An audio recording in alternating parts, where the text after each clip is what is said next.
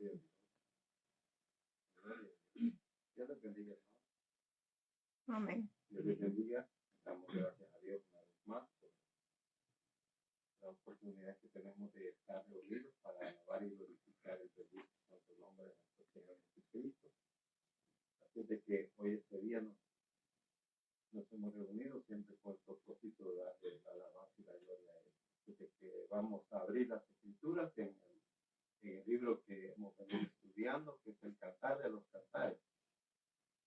Un libro muy maravilloso donde se habla de todo lo que a Israel le ha pasado desde el momento de su nacimiento hasta el tiempo futuro. Así de que damos gracias a Dios por permitirnos estudiar este libro tan hermoso que tiene mucha alegoría, con la cual podemos encontrar profundidad en la palabra del Señor y gozarnos de esa manera. Vamos a estudiar esta semana, o este día más mejor bien dicho, nos corresponde estudiar el capítulo 3, Cantar de los Cantares, capítulo 3, del 1 al 5. Aleluya. Del 1 al 5 vamos a estar estudiando hoy este día. Y cuando ya lo tengan listo, dice un amén. Amén. Aleluya. Dice la palabra del Señor de la manera siguiente. Por las noches busqué en mi lecho al que ama mi alma. Lo busqué y no lo hallé. Y dije, me levantaré ahora y rodearé por la ciudad, por las calles y por las plazas. Buscaré al que ama mi alma. Lo busqué y no lo hallé. Me hallaron los guardas que rondan la ciudad y les dije, ¿habéis visto al que ama mi alma? Apenas hube pasado de ellos un poco, hallé luego al que ama mi alma. Lo así y no lo dejé, hasta que lo metí en la casa de mi madre y en la cámara de la que me dio a luz. Yo os conjuro, oh doncellas de Jerusalén, por los corzos y por las hierbas del campo, que no despertéis ni hagáis velar al amor hasta que quiera. Amén.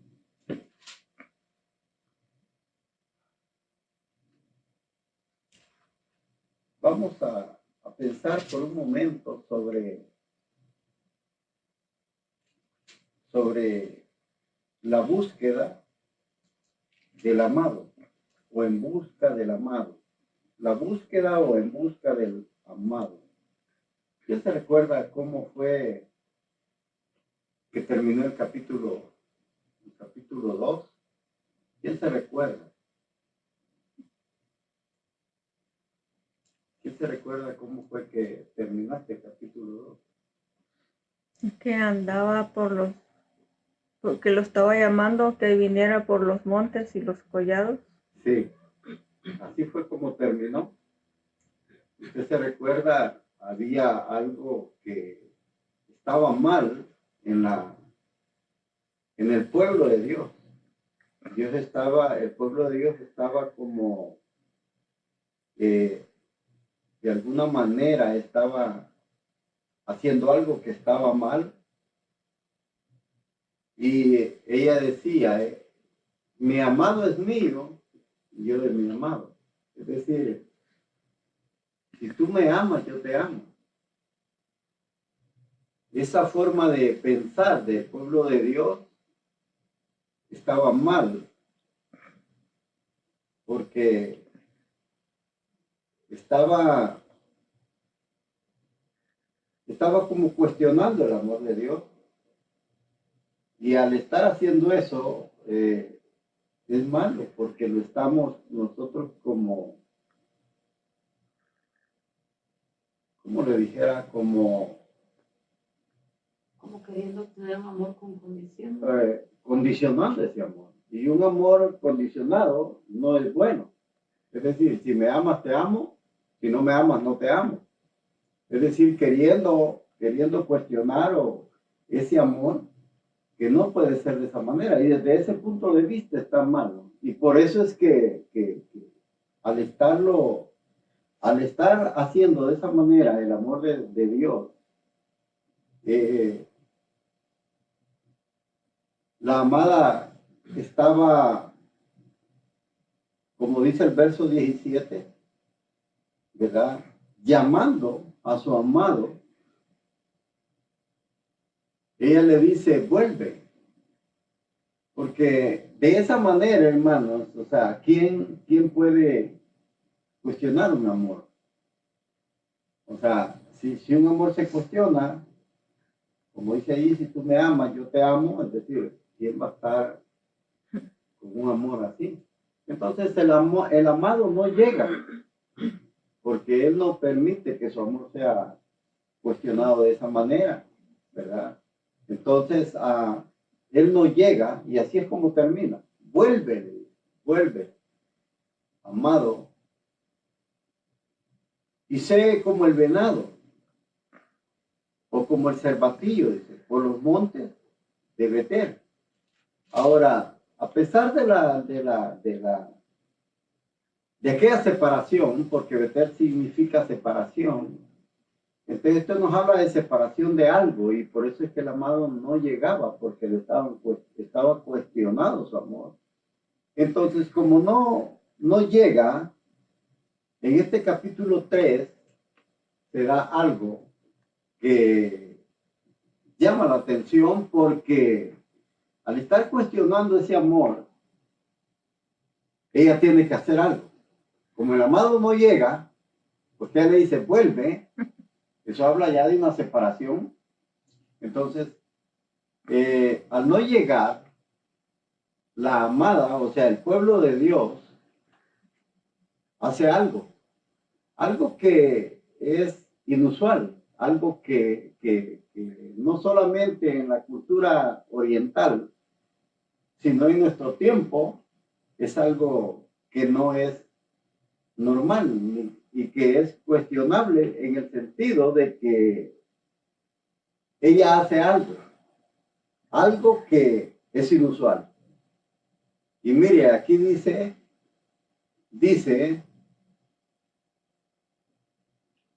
por las noches busqué en mi lecho, versículo 1 del capítulo 3, por las noches busqué en mi lecho al que ama mi alma.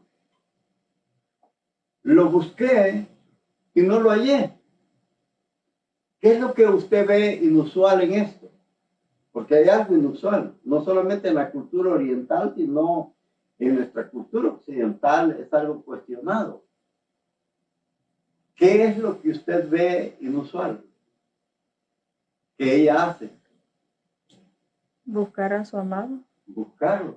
Eso es algo inusual. Porque recuerden que en la cultura oriental se habla del rescato de la mujer. ¿Sí? Entonces, en este caso es algo inusual porque no es la mujer la que busca, sino que es el hombre el que busca. Pero como el amado o Dios ya había buscado a su pueblo y su pueblo no había reaccionado de la manera adecuada, sino que estaba cuestionando su amor, entonces Dios no se va a dejar cuestionar por nadie. Amén. Él no va a buscar a alguien que esté cuestionando su amor. Entonces, como su pueblo estaba haciendo algo malo, estaba cuestionando ese amor, es decir, si tú me amas, yo te amo. Y como dice una canción, ¿verdad? En el mundo, a veces en el mundo, hermanos, uno cree que el mundo no tiene ese conocimiento que nosotros deberíamos de tener para comprender mejor las escrituras, pero a veces en el mundo hay personas que tienen un mayor conocimiento, es decir, una mente más despejada que muchas veces lo tiene que el pueblo de Dios no lo tiene.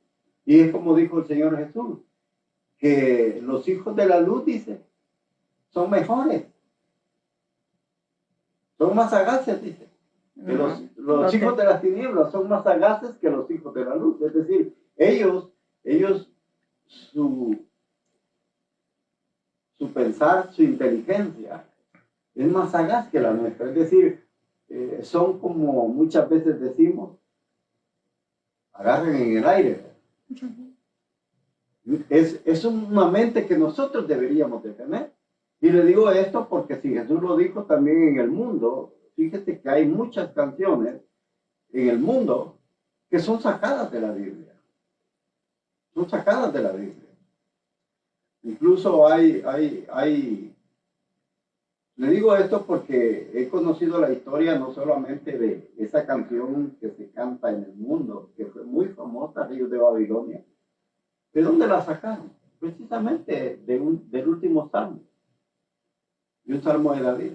Cuando el pueblo es llevado en cautividad hacia Babilonia, y dice que ellos se sentaban a las orillas del río y ahí colgaban sus arpas y los soldados les decían, canten canciones de Sión. Y ellos decían, ¿cómo cantaremos canciones en tierra extraña? ¿Cómo cantaremos canciones en tierra extraña? Dice, entonces uno puede ver cómo el mundo es sagaz, como dice el Señor, más que los hijos de luz. Los hijos de las tinieblas son más sagaces, porque ellos de la Biblia conocen un poco mejor quizás a veces que el mismo pueblo del Señor. Y es lo mismo esto que se da acá. Hay otra canción, hermanos, y le digo esto porque se lo traigo al conocimiento. Hay una canción muy famosa que ya los que crearon este grupo ya murieron. Ellos eran de acá, de Estados Unidos, de aquí por el lado de Missouri, en donde hay solo una población morena. Ellos eran de esta área. Y se crearon un grupo que se llama Kool & the Gang. Yo no sé si algún día usted lo escuchó, pero yo desde El Salvador esa música me gustaba. Llegaba un hombre a vendernos CD, cuando era el tiempo de los CD que todavía no habían salido, es decir, los cassettes, que todavía los CD no habían salido. Nos llegaban a vender cassettes de esta música, Kool & the Gang. Había un hombre que llegaba ahí, anotaba los nombres y nos daba hasta crédito, ¿verdad? Nos dejaba, como decimos en el mundo, fiado hasta para que nosotros le pagáramos por tratar de vender. Pues. Ese grupo, Kool & the Gang, le digo, fue creado por estos morenos, ¿verdad? Y ellos sacaron una canción muy famosa, que se hizo famosa y que hasta el día de hoy todavía suena, ¿verdad? Eso años ya, desde el año 72, imagínate. Desde antes del 72, porque en el 72 ellos, los creadores de este grupo, que eran morenos, de acá de lo que es Missouri, ellos se convirtieron al Islam. Se convirtieron al Islam. Y en un libro que hay del Islam, que se llama el Shura, precisamente encontraron algo, leyendo ellos encontraron algo. Le estoy contando esta historia para que usted vea cómo la sagacidad de los hijos de las tinieblas es mejor que los hijos de la luz. Ellos se convirtieron al Islam y en ese libro encontraron precisamente una frase donde Dios dice, en el Corán, donde Dios dice, le dice a los ángeles, que Él va a crear un ser muy maravilloso, hablando del hombre, de la creación del hombre. También está en el Corán. Y dice que Dios le dijo a los ángeles, voy a crear un ser muy maravilloso. Vea la expresión de Dios, hablando de la vida del ser humano que iba a crear, que era algo muy maravilloso. Entonces, los ángeles, como no sabían qué era lo que Dios iba a crear, pero ellos entendieron que lo que Dios iba a crear era hermoso, maravilloso. Hablando de la vida humana, dice que dijeron ellos, celebremos. Que dijeron los ángeles, celebremos. Entonces de ahí se les vino la idea a ellos de cantar, de sacar una canción que se llama Celebration. Celebration. Es una canción del mundo, imagínense, y es bien pegajosa. Entonces, para decirle eso, de cómo el mundo de los hijos de las tinieblas son sagaces. Pues. O sea, más que los hijos de la luz, porque si usted se fija, los hijos de las tinieblas sacan de la palabra de Dios música para tirar al mundo. Y los hijos de la luz, ¿de dónde sacan la música? Ellos la copian, ellos no la sacan. La copian de los hijos de las tinieblas, porque no tienen cerebro. No son sagaces. Entonces, de eso nos habla precisamente todo esto. Este libro, acá, cuando la Sulamita dice, si tú me amas, yo te amo, hay una canción también que fue bien pegajosa, ya hace muchos años, fue como cumbia, en donde se habla, dice, si tú me amas, yo te amo, si tú me odias, yo te odio, si tú me engañas, yo te engaño, o sea, si tú te enojas, yo me enojo. Fíjese bien la canción. Ahora, ¿y de dónde está sacada? De la palabra de Dios. Pero sí para que usted vea cómo son de sagaces los hijos de las tinieblas. Es una sagacidad que nosotros hemos llegado a perder hoy que estamos en Cristo. Antes nosotros éramos sagaces para todo. ¿Verdad? Teníamos mente para hacer maldad, pero hoy que estamos en las cosas buenas, esa mente no la usamos. Como que se nos ha oscurecido. Como que es lo contrario. ¿Verdad? Entonces, eso es lo que pasa. Entonces, como la Sulamita o el pueblo de Dios, que los sulamitas representan al pueblo de Dios y el amado aquí, lo que es Salomón, representa a Dios. Precisamente como el amado no vuelve, la amada hace una cosa muy inusual. Ella sale en busca de su amado y dice, por las noches en mi lecho busqué al que ama mi alma. Lo busqué y no lo hallé. Así de fácil. Ella da el paso por buscarlo. No es el amado, porque el amado ya lo había hecho, pero como estaba cuestionando su amor, dice Dios, yo esa clase de amor no lo quiero. Entonces no llega al llamado de que le dice regrese. Entonces, como no regresa, ella tiene que dar el paso, o él tiene que dar el paso, el pueblo de Dios tiene que dar el paso para buscar a su amado. Y dice, noche tras noche, cuando dice por las noches, es decir que no habla sobre una noche, sino que noche tras noche tras noche había estado tratando de buscar al que amaba su alma. Oiga bien, noche tras noche. Ahora, ¿pero de qué nos habla la noche? ¿Qué simboliza o qué alegoriza en la cultura hebrea la noche? ¿Qué simboliza? Dificultades. Sí. Recuérdese que en el Nuevo Testamento la noche habla de maldad, de pecado. Habla de que todo está mal. En tinieblas. Que es tiniebla, ¿verdad? Que no hay luz de Dios. Entonces, la noche también aquí no solamente habla que no hay esa presencia de Dios. No hay esa presencia de Dios. Ahora, recuérdese que cuando comenzamos a leer este libro, ¿qué fue lo que yo dije? ¿Quién se recuerda cuando dice allí que anhela un beso de su amado? Si él me besara, dice, con besos de su boca. ¿Quién se recuerda qué dije yo en ese tiempo? ¿Cómo Israel estaba? ¿En qué época fue que Israel anhelaba esos besos de su boca? Esas caricias. ¿En qué época Israel anhelaba esto? ¿Quién se recuerda? ¿Nadie se recuerda? ¿Se recuerda que le dije que eran tiempos de exilio? Que él lo anhelaba cuando estaba en el exilio. Porque este libro habla mucho de lo que es el exilio en Babilonia. Cuando el pueblo de Dios fue llevado en tiempos de Nabucodonosor. ¿Se recuerda que le estuve diciendo de que en tiempos de Joacín, que era vasallo de Jerusalén, pero que se había de Nabucodonosor, pero que se había él vuelto a Egipto, fue cuando Nabucodonosor dice, bueno, vamos a sitiar a Jerusalén, y se la llevan.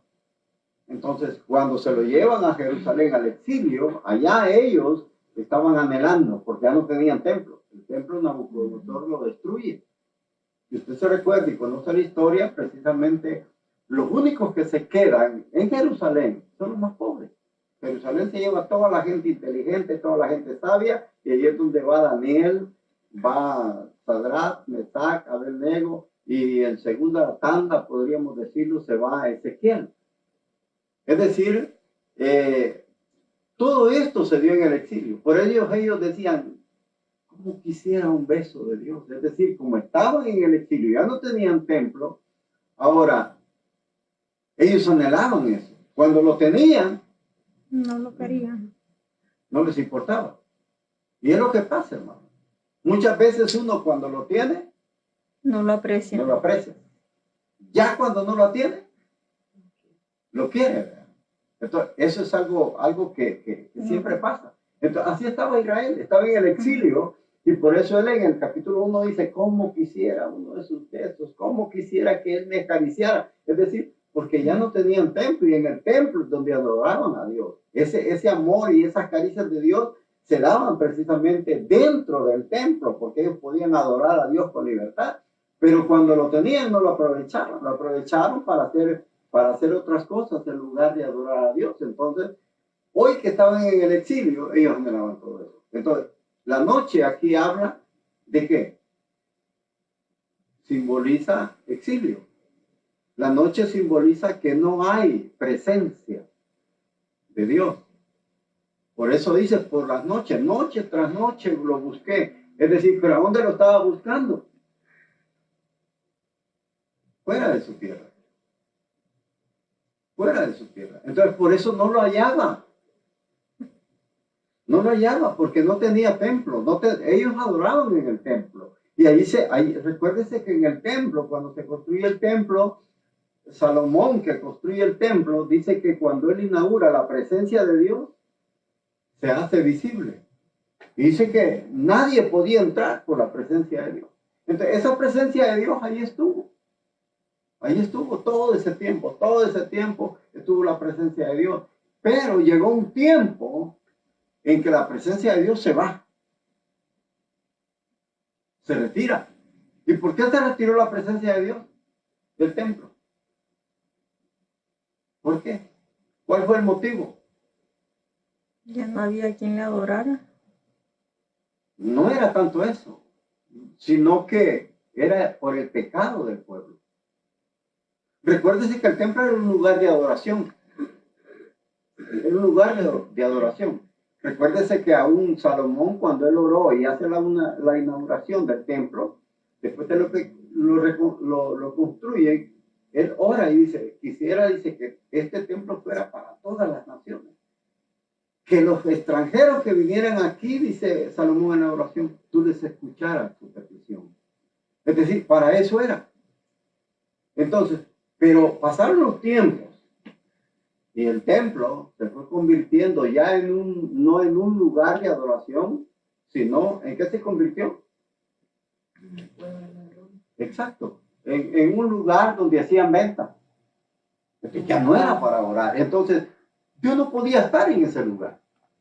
Cuando Jesucristo llegó, ¿cómo encontró el templo? ¿Por qué le dio vuelta a las mesas, a los negocios, a todo? ¿Por qué le dio vuelta? Porque él mismo lo dijo. Mi casa Es casa de es oración. casa de oración. Él dice, mi casa es casa de oración, pero ustedes la han convertido Cueva de cueva de ladrones. ladrones. Es decir, ya no era casa de oración. Por eso el Espíritu de Dios o la presencia de Dios se va del templo. Ahora, ¿y desde qué época se va del templo? Como ya no tenían templo, es decir, desde la época de Nabucodonosor, de la época babilonia, que el tiempo es destruido, la presencia se va. Antes de que destruyan el templo, la presencia se va. Por eso, cuando habla de noches, cuando dice, noche tras noche busqué en mi lecho al que ama mi alma. Es decir, ¿cómo lo iba a encontrar? Si cuando lo tuvieron no lo aprovecharon. Y ese anhelo de querer buscar la presencia de Dios se dio después de que el templo es destruido. Fíjense bien. O sea, es lo que le digo, cuando tenemos las cosas, no las valoramos. Pero cuando ya no se puede, yo le voy a decir algo, hermano. Me atrevo a decirlo. De que va a haber un momento que se nos va a privar de que prediquemos la palabra de Dios y que la divulguemos por medio de a través de los medios. Y no andamos lejos de eso, ¿ya? O sea, eso está cerca. Ahora que nosotros podemos ocupar los medios para divulgar, para anunciar, para que mucha gente escuche la palabra de Dios, la gente no quiere, la gente está metida en otros negocios. Ahora, pero ya cuando eso no se dé y vean la maldad de todos, la gente va a anhelar, pero va a ser tarde. Va a ser tarde. Es lo mismo que estaba pasando con el pueblo del Señor, ¿verdad? Entonces, eso de por las noches es alegórico. Es decir, ellos están en el exilio y están anhelando esa presencia de Dios siempre, ¿verdad? Aunque Dios había llegado a su pueblo, quería estar con la amada, pero la amada se hacía como desinteresada. Se hacía del rogar, ¿verdad? como decimos. Se hacía del rogar. Entonces el amado se va y dice, bueno, no me necesitan. Aunque sí lo necesitaban, pero se hacían como los importantes, ¿verdad? Entonces, no lo necesitaban, dice el Señor, bueno, me voy. Entonces, como él se va, entonces hoy la amada sale a buscar. Y lo busca por las noches. Es decir, cuando hay, la noche no solo habla de exilio, sino que habla de ausencia de Dios. La noche es ausencia de Dios. Entonces ya no hay presencia de Dios. Y dice que por la noche lo buscó, dice, a su amado en su lecho. ¿A dónde lo buscaba? Es decir, como ya no había templo, oiga bien, ¿de qué manera el pueblo de Dios podía encontrar a Dios? ¿De qué manera? Si ya no tenían templo. Imagínense, digamos nosotros, que no tuviéramos templo. ¿Cómo podemos buscar a Dios? ¿Cómo podemos encontrarlo? Así como estaban ellos. Es decir, ¿en qué sentido? Yo le pongo el ejemplo de nosotros, que nosotros no tuviéramos dónde reunirnos, no tuviéramos templo. ¿De qué manera pudiéramos encontrar a Dios? Si lo estamos buscando, lo estamos anhelando. ¿De qué manera? Si no tenemos templo, ¿de qué manera lo podemos encontrar? Podríamos decir leyendo la Biblia. Sí, a través de la palabra. O la Torah, como ellos decían. A través de la palabra, a través de la Torah en ese tiempo. Es decir, es la única forma.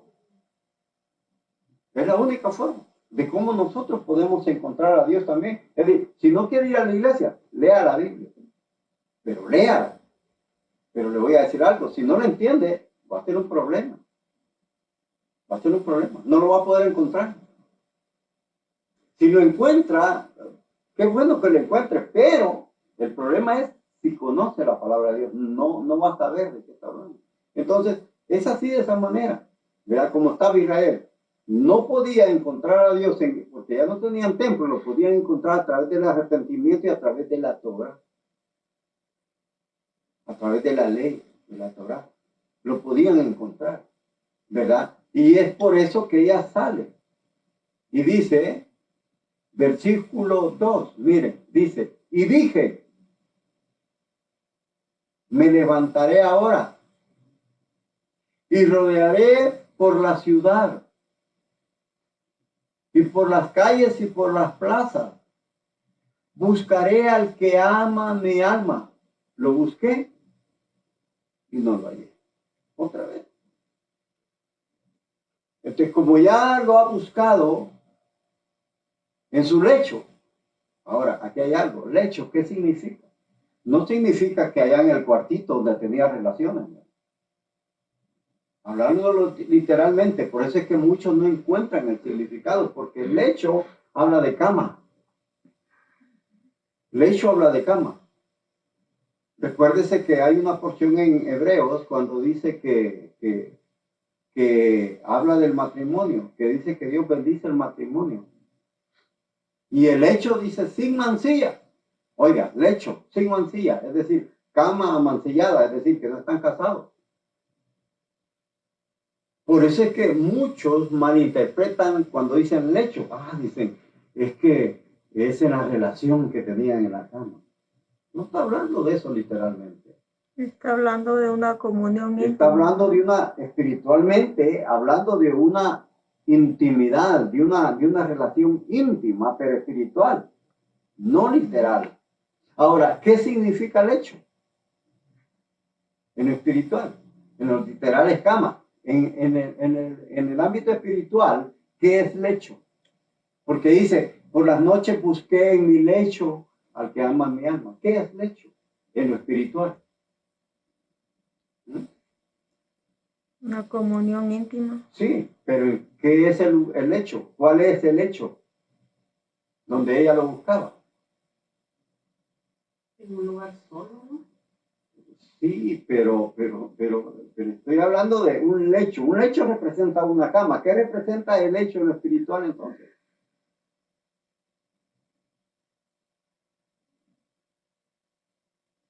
¿Qué representa? Si Dios estaba en el templo estaba construido por tres recámaras. El templo, patio, Y el lugar el santísimo. lugar santo. ¿Cuál es el hecho? El lugar El santísimo. lugar santísimo. Ese es el hecho en lo espiritual. El hecho es en lo espiritual es lugar santísimo, porque es ahí donde el pueblo de Dios tenía relación con él. No relación literal, teniendo sexo. Relación espiritual. Eso es lo que yo quiero que usted también entienda. Y que usted logre relacionar, oiga, es lo mismo que le dijo Jesús a Nicodemo. Si no entiende las cosas Literales, no. Okay. él estaba hablando de un nacimiento. Sí. Estaba hablando de un nacimiento. Le dijo, es necesario que tú nazcas de nuevo para que entres al reino de los cielos. Y le dijo Nicodemo, ¿cómo puedo ser yo siendo viejo? Nacer por segunda vez y entrar al lecho de mi madre. O sea, Nicodemo lo estaba viendo literal. Jesús le estaba hablando de algo espiritual. Nacer del agua y del espíritu. Eso es un nacimiento espiritual.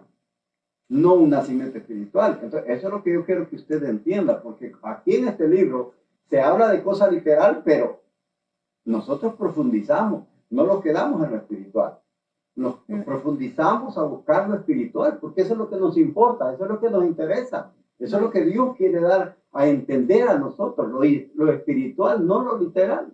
Porque lo literal cualquiera lo puede entender. Lo literal es la historia, todo lo que se conoce por encima. Pero lo que está detrás de esto, que se le conoce como las vestiduras, es precisamente lo espiritual. Lo que está detrás de la vestidura, eso es lo importante para Dios. Entonces, por eso, lecho, que es cama en lo literal, en lo espiritual, es lugar santísimo. Si usted comprende bien esto, le va a ayudar a entender mejor la Biblia. Pero si usted patalea, o como decimos nosotros en nuestro lenguaje, lucha por querer conocer esto y su mente no le da porque ya tiene mucho mojo y se le está enmojeciendo y usted no sabe pensar, se va a quedar en lo literal.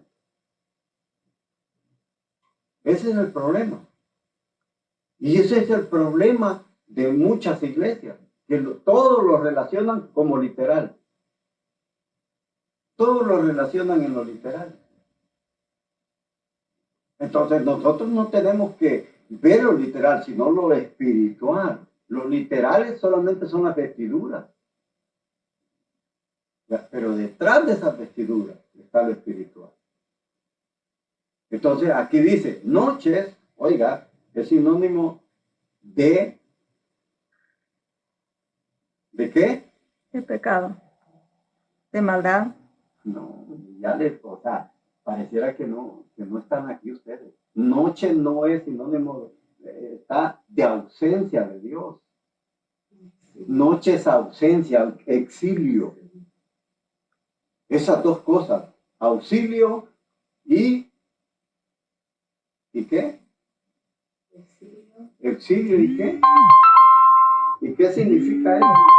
Y ausencia de Dios. Eso significa noche. O sea, le voy a decir algo.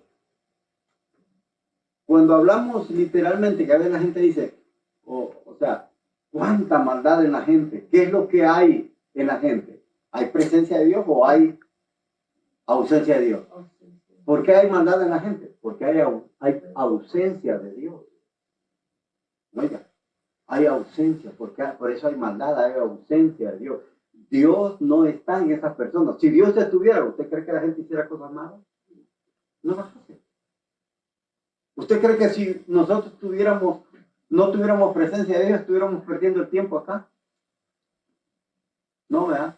Pero aquí no se está perdiendo el tiempo. Aquí lo estamos aprovechando.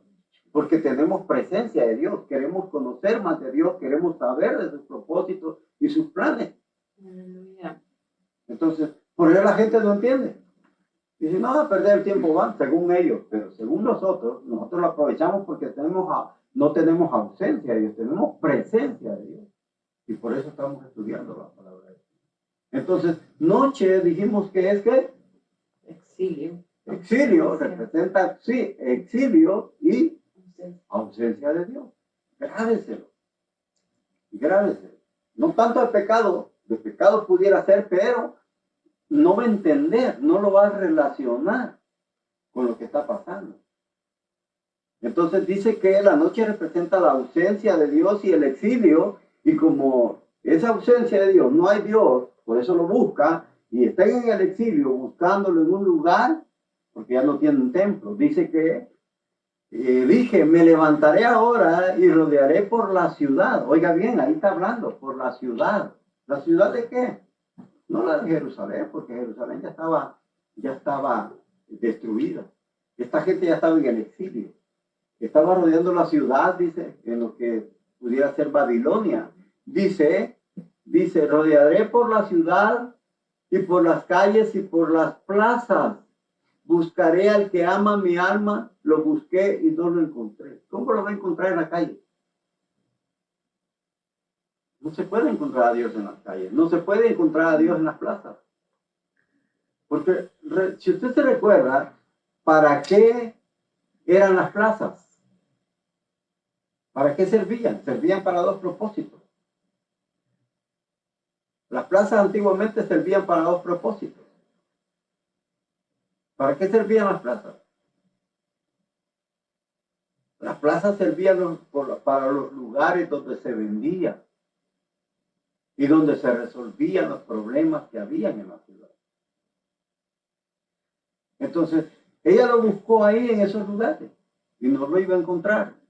Dice, rodearé por la ciudad, por las calles y por las plazas. Buscaré al que ama mi alma, lo busqué y no lo hallé. Yo no sé si usted ha oído una canción. Han sacado una canción, es lo que le digo. De que a veces la gente saca canciones de la Biblia. No sé si ha escuchado una canción de una mujer que se llama, ¿cómo se llama? Doris Machín, me parece que se llama la mujer, pero canta una canción y de este capítulo la ha sacado. Y ella dice, en la alabanza dice, por las noches en mi lecho busqué al que ama mi alma. No sé si la ha escuchado. Y ella dice, por las noches busqué en mi lecho al que ama mi alma. Así lo dice. Y sigue ella, dice, por las calles y las plazas busqué al que ama mi alma. Doris Pachín se llama. Así dice. Y dice que no lo encontró. Y hace la misma pregunta que hace aquí, que dice que le pregunta a los centinelas, ¿habéis visto al que ama mi alma? Dime dónde están. Es decir, hable, esa alabanza es sacada de acá.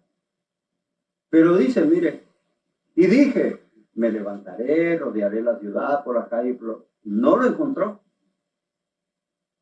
Versículo 3. Me hallaron los guardas que rodean la ciudad. Y les dije, ¿habéis visto al que ama mi alma? Le preguntó a los guardas. ¿Qué simbolizan los guardas? ¿Quiénes eran los guardas de la ciudad? ¿A quiénes representan?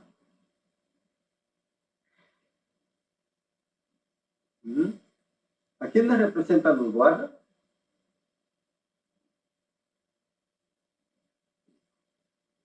A alguien más o menos alguien que se le cruce por la mente. ¿Quiénes son los guardias? Los guardas.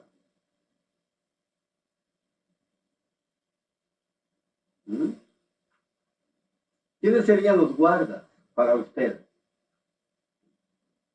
En la Biblia se habla de los guardas. Los Se habla. ojos. ¿Cómo? Los ojos. Se hablan de centinelas. Que Dios puso centinelas. ¿Quiénes eran los centinelas? A los profetas. Exacto. A estos guardas que dice, les dije a los guardas, les pregunté a ellos por el que ama mi alma. Fíjese bien.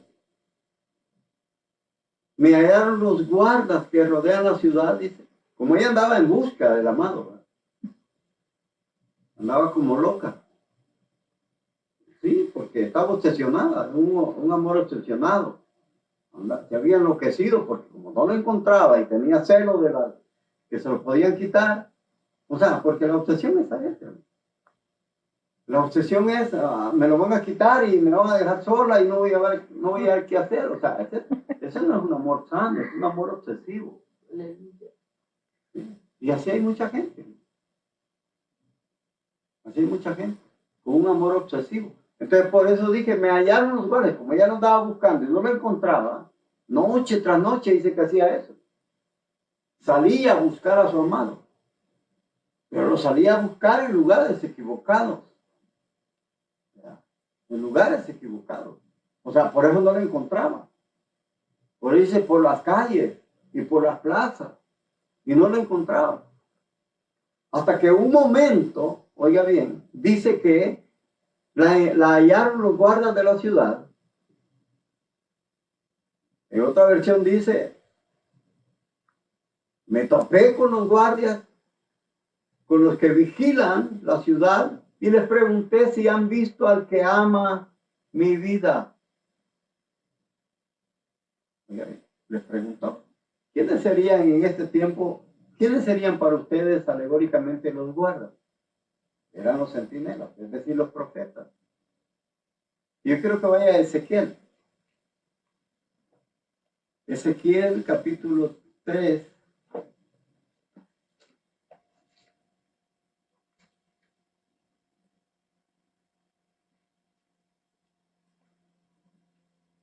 ¿Ya lo tiene? Ezequiel 3:17. ¿Qué dice?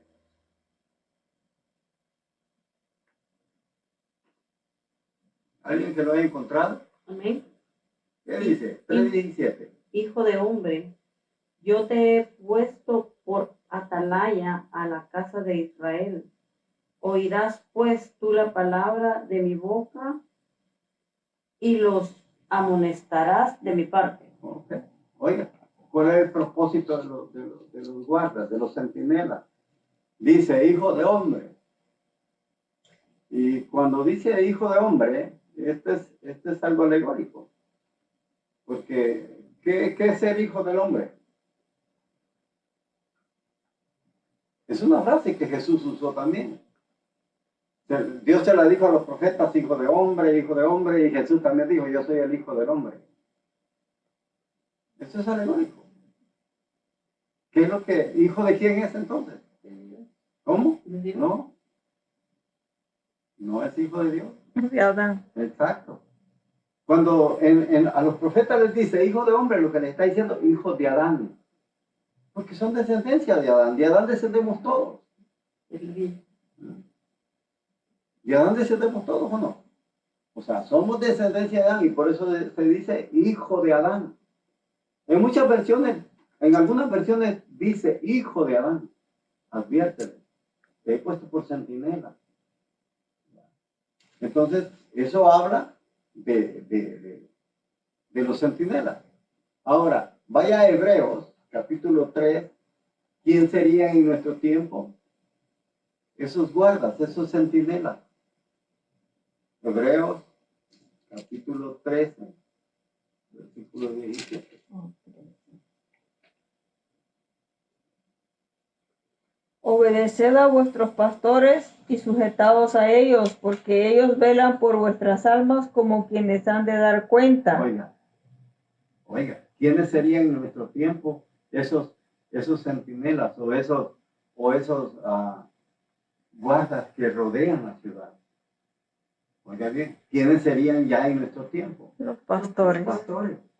Amén. ¿Por qué serían los pastores? Para poder, ¿cómo le dijera? Para poder orientar. ¿Quiénes serían? Son los más idóneos. Aptos. Los más aptos, los más idóneos. Los pastores. Los pastores serían en nuestro tiempo. Pero muchos pastores no hacen eso. No orientan al pueblo. Al contrario. No lo orientan. O sea, esa es la responsabilidad que tienen. Oiga, porque dice, obedecer a vuestros pastores y sujetaos a ellos. ¿Por qué es lo que hacen los pastores? ¿Qué es lo que hacen? ¿Ah? ¿Qué es lo que hacen los pastores? Ahí dice. ¿Qué es lo que hacen? Enseñarnos a hacer las cosas. No. ¿Qué es lo que hacen los pastores? ¿Qué es lo que dice el versículo? No. ¿Qué es lo que hacen? Sujetarse es una cosa. Sujetarse de que yo me sujeto al pastor. ¿Pero qué hacen los pastores? Porque ellos velan por vuestras Exacto. almas. Eso es lo que los pastores hacen. Velan. ¿Qué significa velar? Estar al cuidado. Estar al cuidado de la gente. Estar al cuidado de la... Ellos están como responsables. Que no les pase nada malo. Es como un padre con un hijo. Un padre sobre un hijo. ¿Qué es lo que el padre quiere sobre el hijo? Está velando. ¿Por qué? Para que su hijo no se haga cosas malas. Para que su hijo no se vaya por el mal camino. Esto es lo que los pastores deberían de hacer. Velan. Velan por sus almas, dice. Oiga, por sus almas. ¿Por qué velan por sus almas? No solo para que no los desviemos del camino, sino que las almas es la parte inmaterial.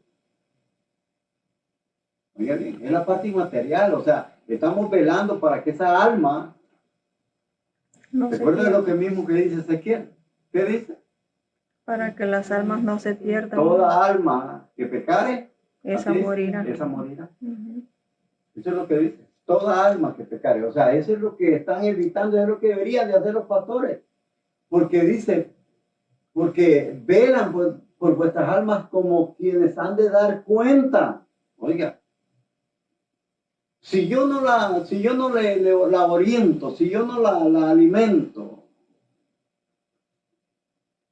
con la palabra de Dios, sino que la alimento con basura, con cascajo, con hojarasca, Entretenimiento. con madera, o sea, ¿qué es lo que va a pasar? Dice que van a rendir cuenta. Van a rendir cuenta por vuestras almas. ¿Verdad? Dice, por eso permítanle, dice, que lo hagan con alegría y no quejándose. Porque eso no sería provechoso para vosotros. Es decir, si el pastor se queja, si el centinela se queja de la vida de aquel que está sujeta, ¿qué va a pasar? Le va a ir mal. Le va a ir mal. ¿Qué pasaría si un pastor se queja de una oveja? ¿Qué pasaría? ¿Qué pasaría si yo comienzo a decirle por una ovejita que anda con problemas y todo? Yo comienzo a orar por esa oveja.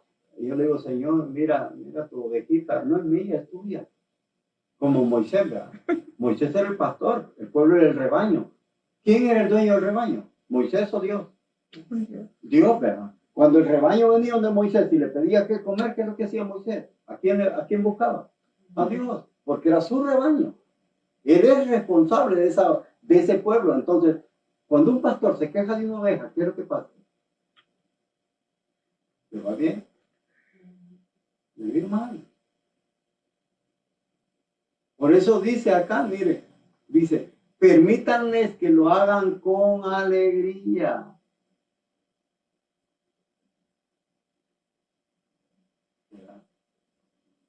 Que nosotros estemos pastoreando con alegría las ovejas.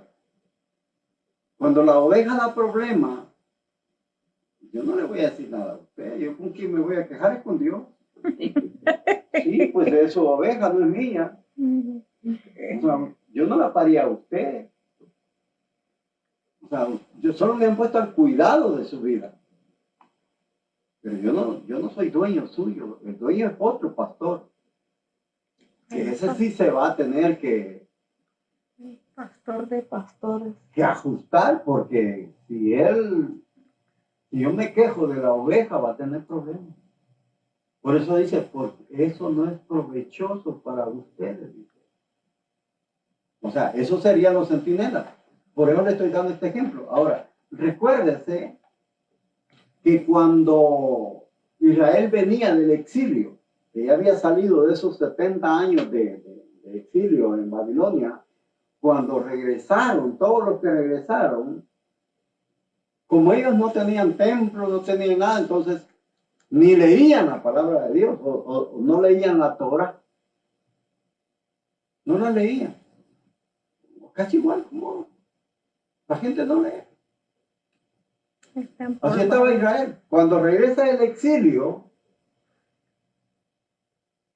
Israel se había olvidado de Dios por completo. Ya no tenían templo, tenían Torah, pero pues a ellos les importaba, como dicen, me vale un gorro. No les importaba. Entonces, ¿qué pasó cuando venían del exilio? Capítulo 8 de lo que es Esdras. ¿Se recuerda qué es lo que pasó?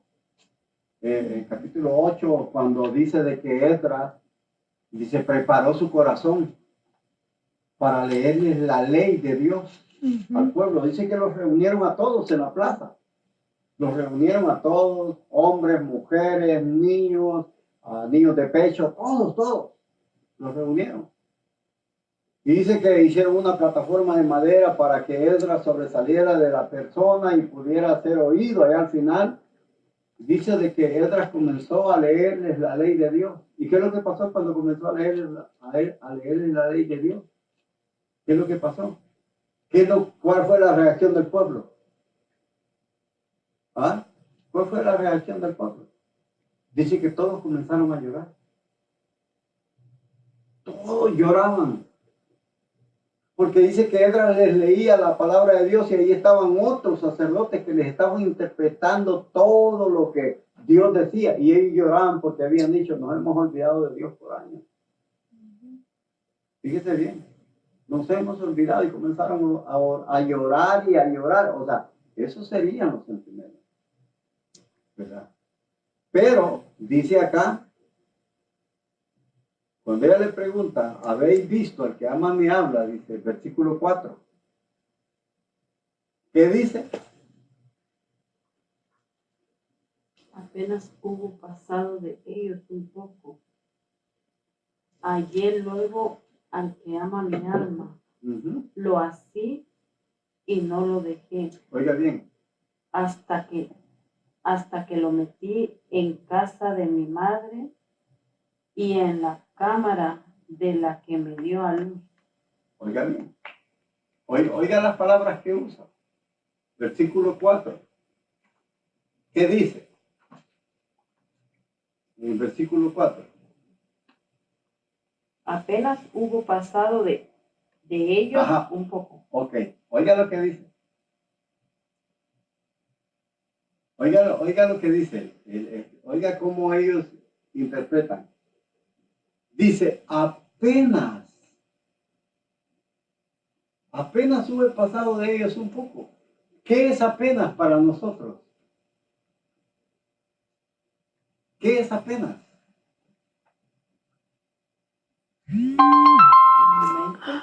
¿Cómo? Un momento como apenas había caminado un poquito. Es un momento como apenas, como pasar un poquito.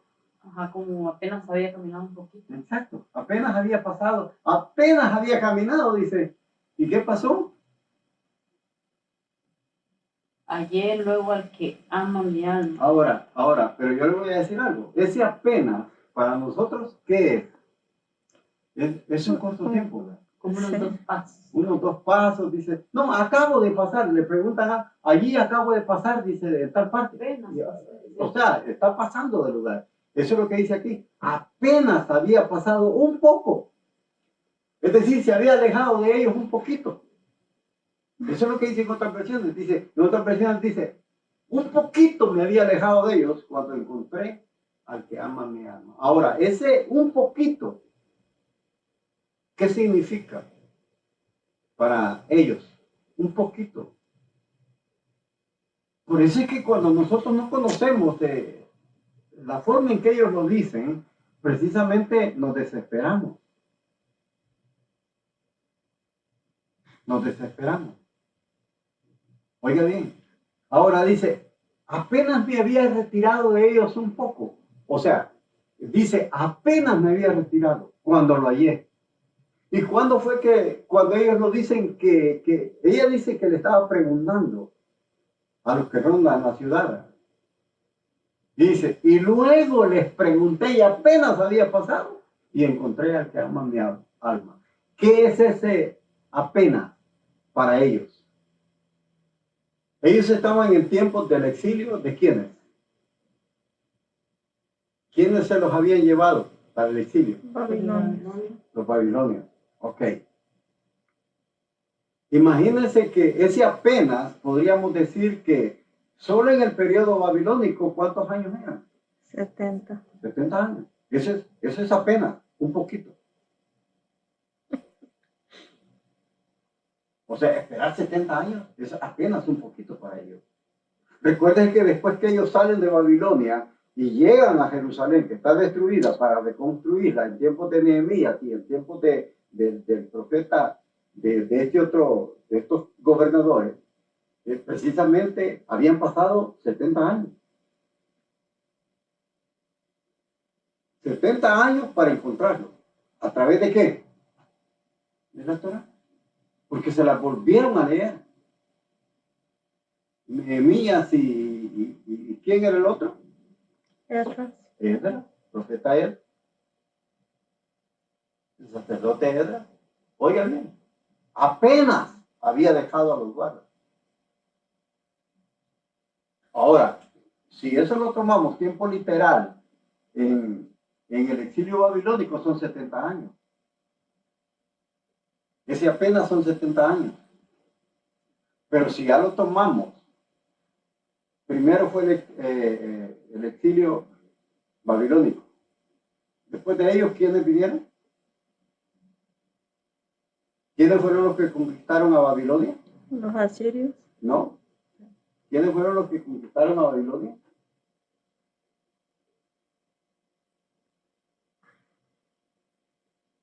¿Quiénes fueron? Se me olvida. ¿Quiénes fueron? ¿Alguien se acuerda? Fueron los medo-persas en el tiempo del rey Ciro. Los medo-persas. Después de los medo-persas, ¿quiénes fueron?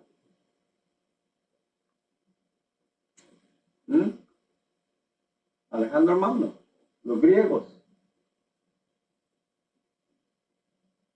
O sea, 3 potencias, ¿no? Y después de los griegos, después de Alejandro Magno, ¿quiénes fueron los que vinieron? ¿Quién fue el otro imperio? ¿En qué imperio apareció Cristo? Cuando gobernaba, ¿qué imperio? Romano. Roma. Oye, un poquito. Si usted se da cuenta cuánto gobernó cada imperio, muchos años. Y para ellos es un poquito pasé de los centinelas y ahí el que ama me habla. ¿En qué tiempo lo hallaron? En tiempos de Nehemías y del sacerdote, ¿cómo se llama el otro? Esdras, 70 años, un poquito. Pero si ya le ajustamos los otros 3 periodos de gobierno de las potencias mundiales, que son los medopersas, los griegos y los romanos, fue donde encontraron a Cristo ya literal, no a través de la palabra, literal. Fue donde nace Jesús. Apenas había pasado un poquito. Por eso es que, si usted se recuerda, en el Apocalipsis existe una frase que dice, un poquito más. Y el que habrá de venir, ¿qué dice? Vendrá. Pero dice un poquito más, ¿verdad? Ahora, ¿cuánto será ese poquito? Aleluya. Por eso no debemos de desesperarnos. Un poquito más. Y el que ha de venir, vendrá. Si ese poquito corresponde a ese poquito. Nos faltan 2 horas. Nos faltan todavía como 2 minutos. Por eso, esas frases son buenas conocerlas. Porque cuando dice la Biblia, un poquito más y el que va a venir, vendrá. Cuando alguien predique eso, ya va a venir el Señor, hermano. Ya va a venir el que está diciendo un poquito más, un poquito más. Ahora, pero como la gente no conoce ese poquito, se desespera. Se desespera. Ah, no, hombre, que ya hace tiempo están diciendo, yo no sé si usted ha escuchado, pero hay gente que dice, ya hace tiempo que están diciendo que viene, y que viene, y que viene, y nunca viene. Y se van de las iglesias. Lo mismo pasa cuando hay algún desgracia, dicen el Apocalipsis. Exacto, lo mismo, No saben lo mismo que quiere relacionan decir. con el Apocalipsis, que ya el Apocalipsis, que esto, que no sé qué, que es el fin del mundo. No. Tiene que suceder muchas cosas. Apocalipsis no es el fin del mundo. Por eso es que este poquito, cuando la Biblia en el Nuevo Testamento habla, dice un poquito, y el que ha de venir vendrá, hermanos, debemos de tener tranquilidad, calma, y no desesperarnos. Porque el que ha de venir vendrá. Y no tardará. Así dice. Un poquito y el que ha de venir. Si a este poquito lo dijéramos como dicen aquí, solo había pasado un poquito de los centinelas cuando lo encontré. Un poquito de tiempo. Imagínense. Lo encontraron después del exilio de 70 años con estos sacerdotes. 70 años. Pero ya eso lo encontraron en la palabra del Señor. Porque recuerden que lloraron cuando Esdras le da la palabra del Señor. Después de 70 años de exilio, lo encuentran a través de la palabra. Pero después del exilio, ya de manera literal, ya en cuerpo, lo encuentran en el tiempo de los romanos. Porque fue en el tiempo de los romanos que vino Cristo. Primero lo encontraron a través de la palabra, es decir, 70 años después, a través de Esdras y de Nehemías, pero después lo encuentran en el tiempo de los romanos. Un poquito. Así es que no se preocupe. Apenas hube pasado de ellos un poco, dice.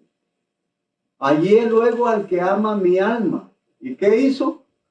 Así dice, ¿verdad? ¿Qué quiere decir con lo así? ¿Ah? ¿Qué quiere decir con Lo abracé.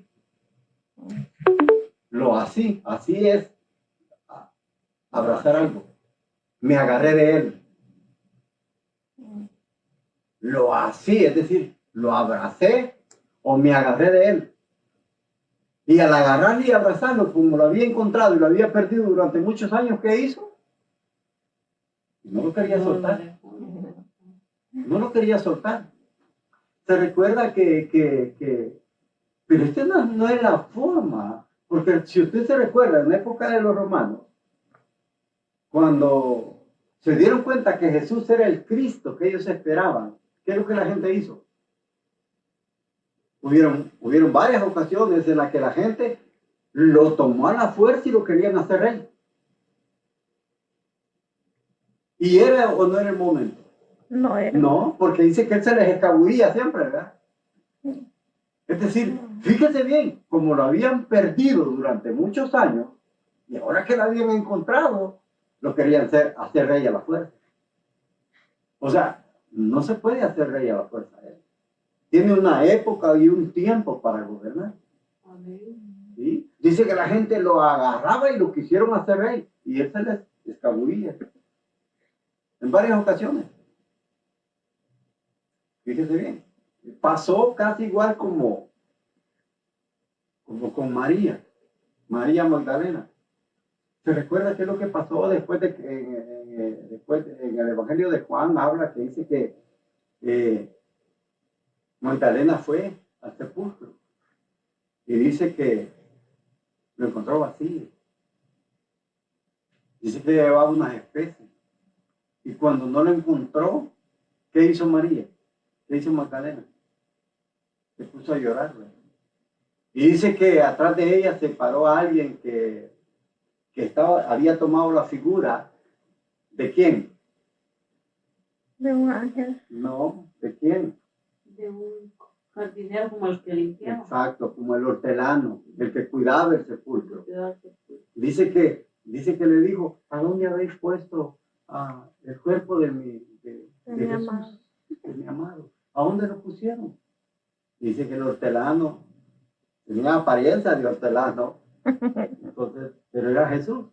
Dice que donde le dijo María, le reconoció la voz. ¿Y qué hizo cuando le reconoció la voz? Lo quiso abrazar. Dice que se asió de él, lo abrazó y no lo quería soltar. Ahí estaba agarrada, no lo quería perder. Fíjese bien, no lo quería perder. Hasta que le dijo, María, suéltame. Suéltame. Porque todavía no he subido a mi padre. Suéltame. Es decir, vean la reacción. Ese abrazo que dio Magdalena desesperadamente, que no lo quería soltar, no lo quería dejar ir, era lo que tipifica. Alegóricamente está hablando de que el pueblo de Israel así era. Así estaba, de que no lo quería soltar, lo querían hacer rey antes del tiempo. Oiga bien. Dice, lo hallé y al que ama mi alma, dice, lo así y no lo dejé. ¿Hasta qué? Hasta que lo metí en casa de mi madre. Ajá. Hasta que lo metí en casa de mi madre. ¿Cuál es la casa de su madre? Como le llama ahí. ¿Ah? ¿Cuál es la casa de su madre? ¿Mm?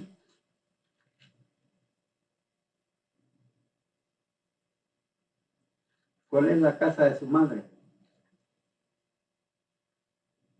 ¿Ah? Jerusalén, el templo. Esa es la casa de su madre. Porque mire lo que dice ahí, más abajo. Hasta que lo metí en la casa de mi madre, en la cámara. ¿Qué te dijimos que era cámara? No está hablando del cuarto. El lugar santísimo. Está el lugar santísimo. Ahí fue donde le dio a luz. Ahí fue donde la dio a luz, es decir, se le reveló. Ahí fue donde nació. Es decir, el templo habla de la casa de mi madre. Es decir, el templo. Pero como en el templo habían 3 recámaras, patio, lugar santo y lugar santísimo. El lugar santísimo es la recámara donde le dio a luz. Y dice acá, yo os conjuro, señas de Jerusalén, versículo 5, mujeres de Jerusalén, quiero que me prometan por las gacelas y las venaditas que corren por el bosque, que no molestarán a mi amada, ni la despertarán de su lecho de amor hasta que ella sola se despierte. Una vez más, esto se le conoce como estribillo, lo vamos a encontrar casi en todo lo que es este libro, estribillo. ¿Sabe qué es un estribillo? Algo que se repite. Es como cuando se canta una canción y en la canción se canta un coro. A eso se le conoce como estribillo. Siempre lo vamos a encontrar. ¿Por qué? Porque va a estar diciendo que todavía está dormida. Todavía está dormida. Todavía no quiere despertar. Ahora, algo que no quería dejar pasar por alto. Si usted se recuerda, quiero volver al principio, pero ahí es donde vamos a finalizar, porque no quiero dejar pasar esto. Como ella lo buscaba en la noche, ¿se recuerda en qué tiempo fue que ya la presencia de Dios se retira del templo? ¿No se recuerda? ¿En qué tiempo fue? ¿En qué época? Fue en época de Ezequiel. Si usted lee Ezequiel 10 y 11, más que todo el 10, Ezequiel 10, si usted quiere, busquémoslo para que pueda ver. Ezequiel capítulo 10.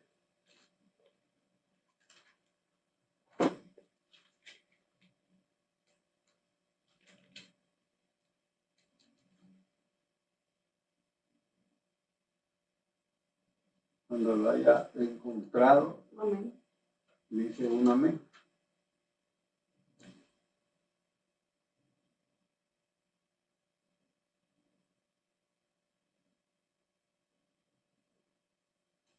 Versículo 1.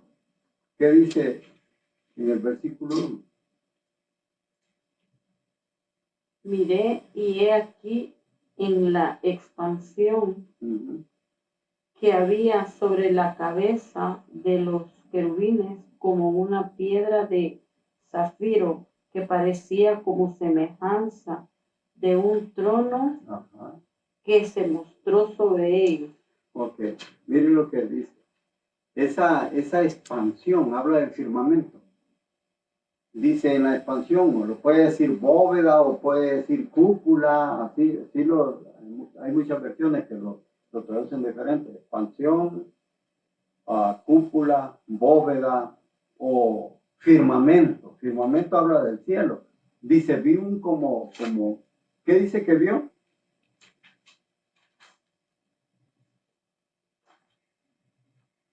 Dice que estaba sobre las cabezas de los querubines como una piedra de zafiro de apariencia semejante de un trono. Ahí está hablando la presencia de Dios.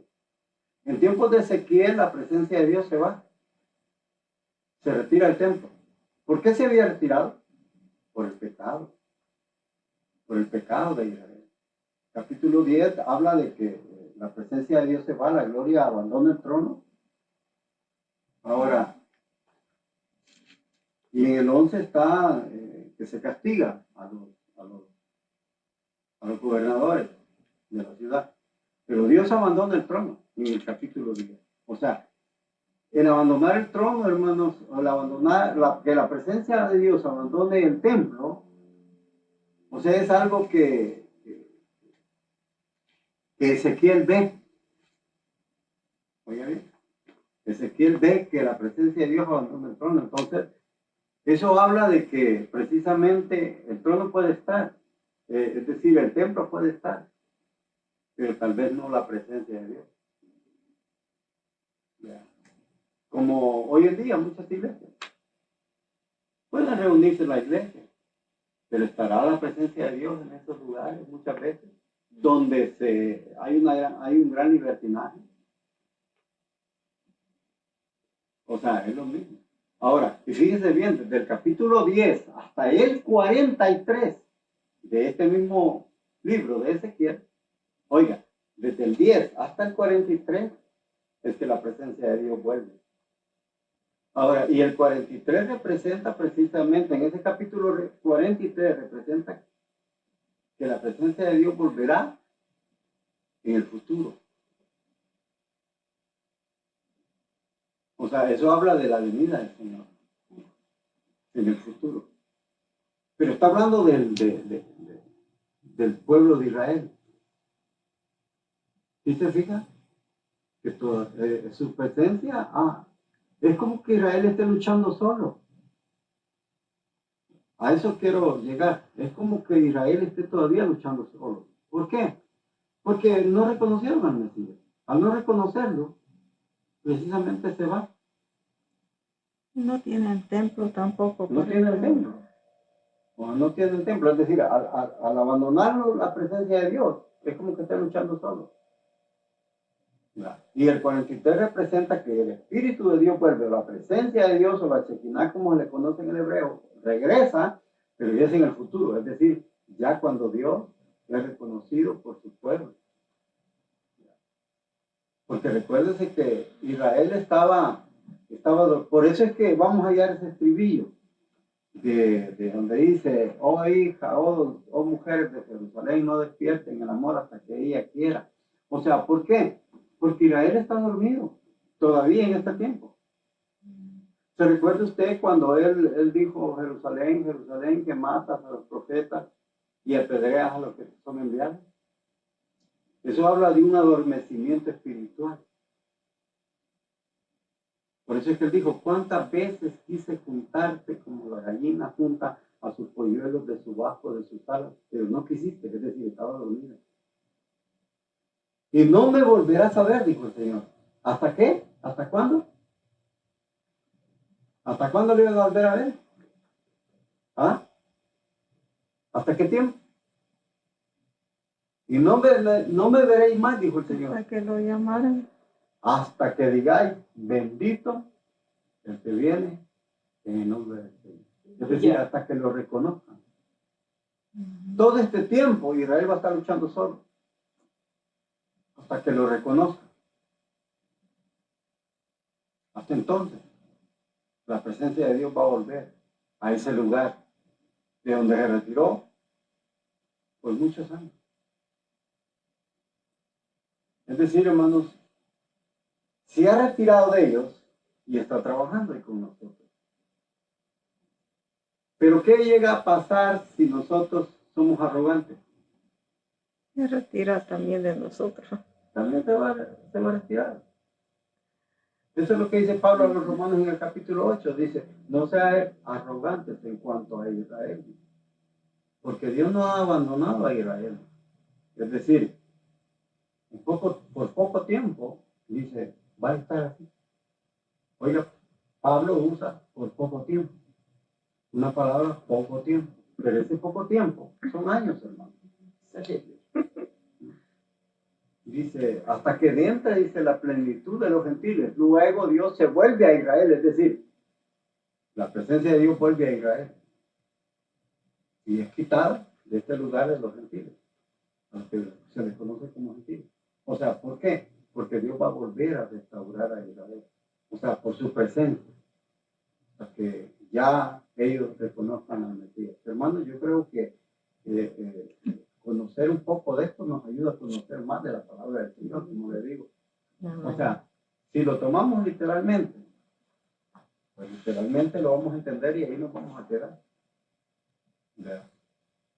O sea, pero no vamos a buscar el lado literal porque no es lo que nos interesa, sino el lado espiritual. Para que lo podamos entender. Así es de que lo dejamos hasta ahí, la lectura de hoy. El otro jueves, si Dios así lo permite y nos da vida, vamos a seguir del 6 al 11, ¿verdad? Y ese es algo en donde se habla siempre de la historia de Israel, pero se habla de algo muy hermoso que nosotros tenemos que aprovechar, porque habla de algo muy hermoso que allí nos explica. Y si usted quiere tener más información sobre eso, lea la porción desde el 6 al 11. Relaciónese con eso, para que el día de que nos toque estudiar, yo siempre le digo esto, relaciónese, ¿por qué? Porque el día que le toca dar el estudio, yo siempre le hago preguntas. Siempre le hago preguntas porque quiero que usted también vaya progresando y vaya logrando entender la palabra del Señor. Así de que vamos a orar, vamos a darle gracias al Señor, ¿verdad? Y esperamos.